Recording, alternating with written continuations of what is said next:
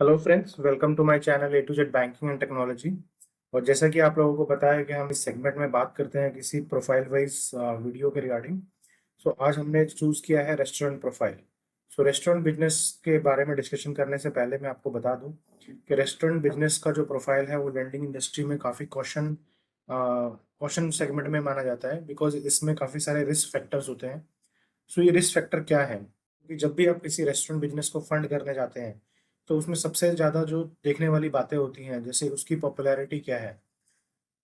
Popularity में आप उसका कितना फेमस है, क्या उसकी रेपुटेशन है, ये सारी चीज़ें आपको वहाँ पे देखने को होती है। पॉपुलैरिटी हो गई, उसकी रेपुटेशन हो गई। रेपुटेशन जो उस एरिया में है कि भाई फूड क्वालिटी कैसी है, उसकी फूड क्वालिटी सेकेंडली टर्म्स आ जाता है इसका। देन उसके बाद आपको उसमें ये भी देखना है कि प्राइस अफोर्डेबिलिटी क्या है। प्राइस उसका काफ़ी सारा हाई तो नहीं है, जो कम्पिटिटिव मार्केट है उससे ज़्यादा हाई प्राइसेस तो नहीं है जो कि वहाँ के लोग अफोर्ड नहीं कर पा रहे हैं। देन उसके बाद उसकी लोकेशन काफ़ी मैटर करती है कि उस रेस्टोरेंट की लोकेशन क्या है। लोकेशन ऐसी है जहाँ पे जो फुटफॉल है बहुत अच्छा है, जैसे आपका कॉलेजेस के नियर बाय है, स्कूल्स के नियर बाय है, या ऑफिस प्रेमिसेस है, बैंकर स्ट्रीट है, वहाँ पे है। तो लोकेशन भी काफ़ी इंपॉर्टेंट है। साथ ही साथ आपका रेस्टोरेंट का बिजनेस जो विंटेज है, वो विंटेज काफ़ी इंपॉर्टेंट रोल प्ले करता है, क्योंकि जितना पुराना रेस्टोरेंट होता है उतना ही उसकी जो पॉपुलैरिटी है वो बढ़ गई होती है। उसके जो फूड क्वालिटी है वो लोगों को पता चल जाता है। प्राइसेस भी उसको सबको आइडिया रहते हैं। तो इससे जो विंटेज है वो काफ़ी इंपॉर्टेंट रोल प्ले करता है। तो जब भी आप किसी रेस्टोरेंट को फंड करने जाते हैं तो आपको ये सारी चीज़ों का बहुत ध्यान रखना है कि वो उसका रेपुटेशन क्या है, उसकी पॉपुलैरिटी क्या है, उसकी फूड क्वालिटी क्या है, प्राइसिंग, लोकेशन एंड विंटेज। तो ये मोटी मोटी चीज़ें थी जो हमें किसी भी रेस्टोरेंट को फंड करने से पहले हमें अपने ध्यान में रखनी होती हैं। तो चलिए आगे हम बात करते हैं डिटेल्ड में कि इस टाइप के बिजनेस को जब भी हम फंड करते हैं तो एज ए लेंडर हमें क्या क्या चीज़ों का और ध्यान रखना चाहिए, किन किन बातों पे और फोकस रखना चाहिए। सबसे पहला हमारा पॉइंट है industry experience. So industry experience से हमारा मतलब है कि जो बिजनेस ओनर है, जो उस फर्म या जो उस कंपनी का मालिक है, जो उस रेस्टोरेंट का मालिक है, उसके एक्सपीरियंस को आप इवेल्युएट कीजिए कि उसका कितना एक्सपीरियंस पहले रहा है इस बिजनेस में, उसका बैकग्राउंड क्या था।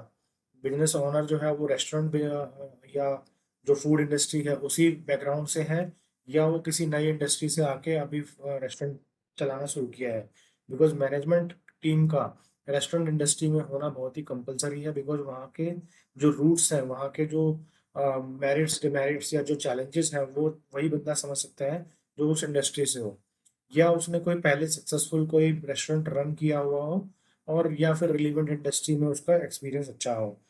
तो इसलिए आपको ये जानना जरूरी है कि जो बिजनेस ओनर है वो रेस्टोरेंट बिजनेस में इन्वॉल्व रहा है या नहीं है, या उसको कितना एक्सपीरियंस है रेस्टोरेंट को रन करने का। तो ये आपको उसके पीढ़ी के दौरान कस्टमर से समझना है।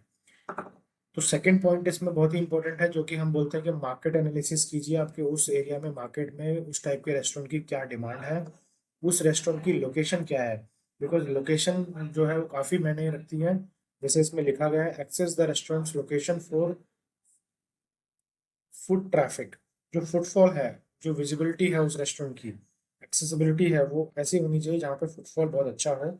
वो रेस्टोरेंट की लोकेशन जो है किसी प्राइम लोकेशन पे हो, जो एक सिग्निफिकेंट रोल प्ले करता है बिजनेस के सक्सेस के लिए। क्योंकि अगर मान लो फिर कोई जो रेस्टोरेंट है वो किसी बंद गली में है या किसी डेड एंड गली पे है जहाँ पे लोगों का फुटफॉल उतना अच्छा नहीं है, तो आपकी सक्सेस जो है वो उस पर काफ़ी डिपेंड करेगी।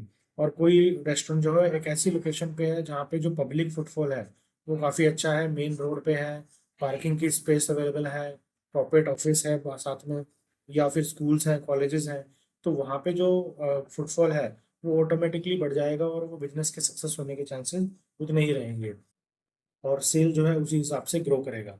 तो आपको लोकेशन चेक करनी है कि बिजनेस की लोकेशन क्या है, उस टाइप के जो रेस्टोरेंट है उसकी मार्केट ट्रेंड क्या है उसे नियर बाय सिटी में।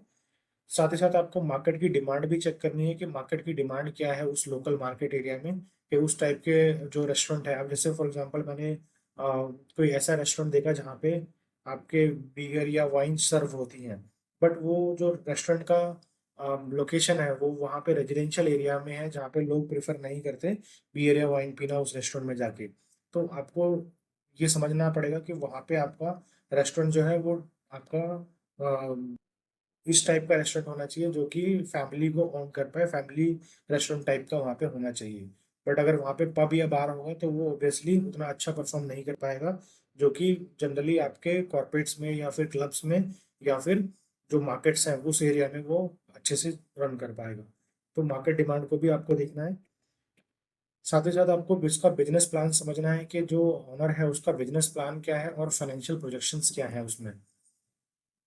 So इसमें basically you have to ensure the restaurants has a clear vision and detailed business plan including the market analysis, marketing strategy and operational plan. तो owner से आपको मिलके ये समझना है कि बिजनेस का क्लियर प्लान क्या है, बिजनेस कितने सालों से चलता आ रहा है और आगे उसे किस विजन पे उसको लेके जाना है। बिजनेस जो है उसका जो रेस्टोरेंट है वो फूड सर्विसिंग करता है, ऑन टेबल ही कर रहा है, जैसे ऑन टेबल ही सबको सर्व होता है, या फिर वो डिलीवरी भी करता है, ऑनलाइन डिलीवरी भी करता है। तो अगर ऑन टेबल ही सर्व करता है तो आपको वहाँ के फुटफॉल को अच्छे से जज करना है कि फुटफॉल क्या है। अगर वो डिलीवरी करता है तो वो आपको जोमेटो या स्विगी के ऐप से आपको पता चल जाएगा कि वो कितनी डिलीवरी कर पा रहा है, क्योंकि यहाँ दोनों तरफ से उसको प्रॉफिट होने के चांसेस है। अगर सिर्फ वो फुटफॉल या जो वॉक इन कस्टमर को ही अटेंड करता है तो वो उसका जो बिजनेस लिमिटेशन है वो काफ़ी लिमिटेड रह जाएगा वॉक इन तक का।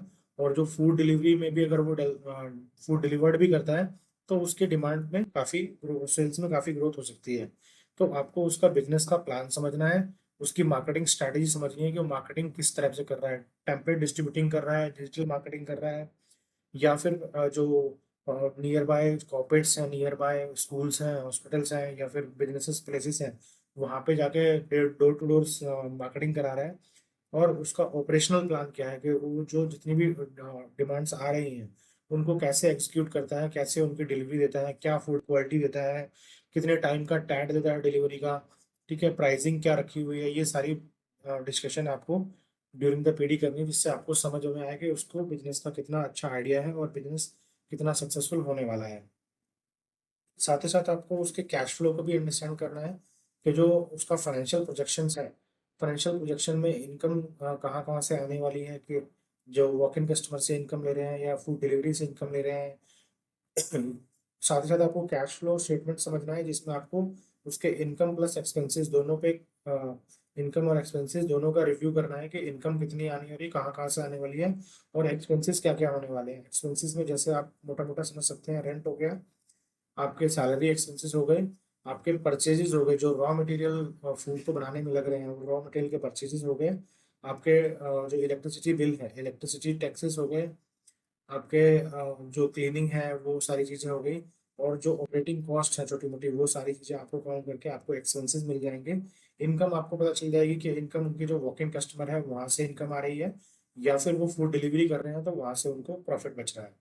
तो यहाँ से आपको बेसिकली उनको फाइनेंशियल एनालिसिस करना है, कैश फ्लो एनालिसिस करना है, और आप उसके बारे में पता कर पाएंगे कि कितना आपको प्रॉफिट नजर आ रहा है। नेक्स्ट पॉइंट आपका बहुत ही इंपॉर्टेंट है जिसमें हम बात कर रहे हैं क्रेडिट हिस्ट्री के बारे में और फाइनेंशियल हेल्थ के बारे में। क्रेडिट हिस्ट्री में बेसिकली आपको ये समझना है कि जो फर्म है उसका कोई क्रेडिट हिस्ट्री रही है या नहीं है, बिजनेस के ऊपर कोई लोन लिया गया है या नहीं है, जो उसके ओनर्स हैं उसने कोई प्रीवियस में उसके कोई लोन्स थे या नहीं थे, या फिर उसकी क्रेडिट वर्थनेस क्या है। वर्थनेस से बेसिकली उसका मतलब है नेटवर्क क्या है, उसके कितने प्रॉपर्टीज हैं, कितनी उसके पास असेट्स हैं, और प्रीवियस जो लोन चलाए हैं उसके क्रेडिट स्कोर्स क्या हैं, वो आपको चेक कर रहे हैं। साथ ही साथ उसमें आपको देखना है कि एग्जिस्टिंग डेब्ट्स जो हैं उसको एनालाइज करना है कि जो करंट लाइबिलिटीज हैं, लाइबिलिटीज आपकी बैंक लाइबिलिटीज भी हो सकती हैं और जो बिजनेस बोरोइंग हो वो भी हो सकती हैं, तो उनको वो किस तरह से पे कर पा रहा है और उसकी क्या एबिलिटी है उस टाइप के लोन को पे करने की। साथ ही साथ आपको ये भी देखना है कि जो न्यू बोरोइंग है, न्यू बोरोइंग के लिए उसके पास सफिशिएंट कैश फ्लो जो है वो बचा हुआ है या नहीं है। सरप्लस कैश फ्लो होना बहुत जरूरी है अगर आपकी बोरोइंग के लिए भी, अगर वो आप उसे न्यू बोरोइंग कोई दे रहे हैं तो जैसा हमने बात करें कस्टमर फुटफॉल इसमें बहुत ही इंपॉर्टेंट है और कस्टमर एंगेजमेंट भी इसमें बहुत ही इंपॉर्टेंट है। तो इसमें आपको जैसे लिखा हुआ है कि observe the number of customers, कि कितने नंबर ऑफ कस्टमर्स उसमें आते हैं, क्या एंगेजमेंट होती है उनकी, और उनका टर्नओवर रेट क्या है। साथ ही साथ आपको ये देखना है कि उनका जो स्टडी स्ट्रीम है, जो customer during the peak hours कि क्या पीक आवर्स में क्या फुटफॉल है कस्टमर का, और उनके फीडबैक क्या है, क्या वो फीडबैक उनके पॉजिटिव हैं, और क्या वो जो रेस्टोरेंट सर्विस दे रहा है उस रेस्टोरेंट की सर्विस से हैप्पी हैं, खुश हैं, या वो सर्विस उस टाइप की नहीं मिल पा रही जो कस्टमर को एक्सपेक्टेशन है। तो आपको कस्टमर के फुटफॉल मिलेंगे, कस्टमर का फीडबैक रिव्यू मिलेगा आपको।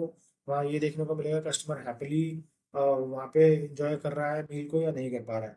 साथ ही साथ आपको ये देखना है कि जो स्टाफ है, स्टाफ प्रोफेशनल है या अनप्रोफेशनल है, और उसका जो इंटरेक्शन है स्टाफ का उससे आप इंटरेक्ट कीजिए, उनसे समझिए उस बिजनेस के बारे में, उनके खाने बनाने के तरीके के बारे में और सर्व करने के बारे में। और साथ ही साथ आप ये चेक करिए कि वो वेल ट्रेन्ड है, मोटिवेटेड स्टाफ है, और कितना वो ऑपरेशंस की इफिशिएंसी उनके अंदर है, क्या वो जो काम कर रहे हैं वो सफिशिएंटली कर पा रहे हैं नहीं कर पा रहे हैं। ये भी आपको वहाँ पे देखने को मिलेगा, और इसी से आपको समझ में आएगा कि जो स्टाफ है वो कितना सफिशिएंट है, कितना प्रोफेशनल है उस बिजनेस को रन करने के लिए। इसके अलावा आपको फाइनेंशियल स्टेबिलिटी भी समझनी है। वहाँ की फाइनेंशियल स्टेबिलिटी के अंदर आपको ये बेसिकली ये एनालाइज करना है कि रिवेन्यू जो है वो रेवेन्यू कितना आ रहा है, और क्या वो एक्सपेंसेस के से क्या जो उसके एक्सपेंसेस हैं उसको ओवरबीट कर पा रहा है, और प्रॉफिटेबिलिटी जनरेट कर पा रहा है या नहीं कर पा रहा है। बिकॉज आपको जैसा जनरल एक फार्मूला है कि अगर आपके रेवेन्यू ज़्यादा है और एक्सपेंसेस कम है तो ऑब्वियस सी बात है आपका प्रॉफिट जनरेट होगा। अगर रेवेन्यू कम है और एक्सपेंसेस ज़्यादा है तो आपका जो है लॉसेस जनरेट होंगे। तो आपको ये देखना है कि क्या फाइनेंशियल प्रोजेक्शंस हैं, कितना रेवेन्यू है, कितना एक्सपेंस है, क्या प्रॉफिटेबिलिटी है, और पास्ट फाइनेंशियल स्टेटमेंट भी अगर अवेलेबल है तो आप उसे चेक कीजिए। उसमें देखिए कि उसका बिजनेस फाइनेंशियल हिस्ट्री क्या रही है, प्रॉफिटेबिलिटी का ट्रेंड क्या है, और जो लोन्स ले रखे हैं उनको किस हिसाब से मैनेज किया गया है। साथ ही साथ आप इसमें ये जानने की कोशिश कीजिए जो लोन उन्होंने अप्लाई किया है उस लोन को लेने का क्या पर्पस है, उसका एंड यूज क्या होने वाला है।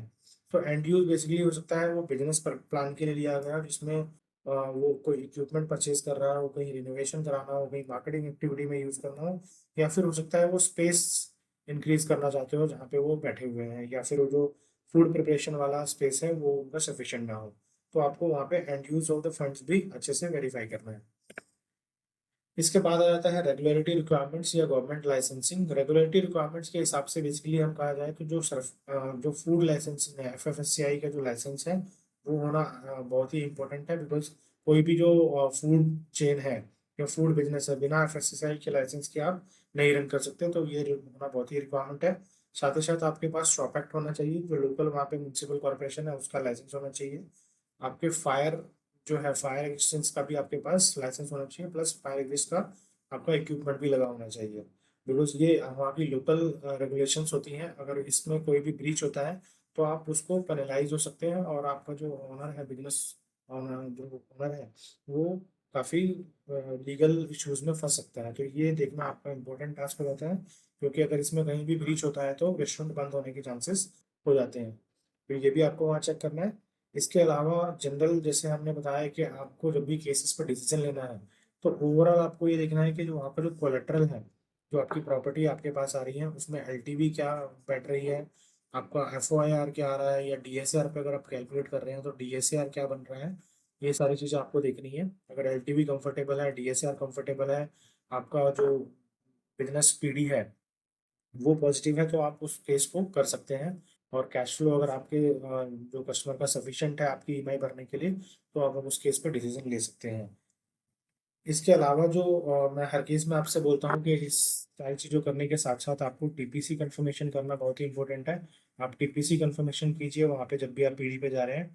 टीपीसी कंफर्मेशन में आप उसके बिजनेस विंटेज के बारे में जानिए कि बिजनेस कब से रन कर रहा है, उसके सोशल बिहेवियर के बारे में जानिए कि भाई जो ओनर है उसका सोशल बिहेवियर कैसा है, बंदा ठीक है या नहीं है।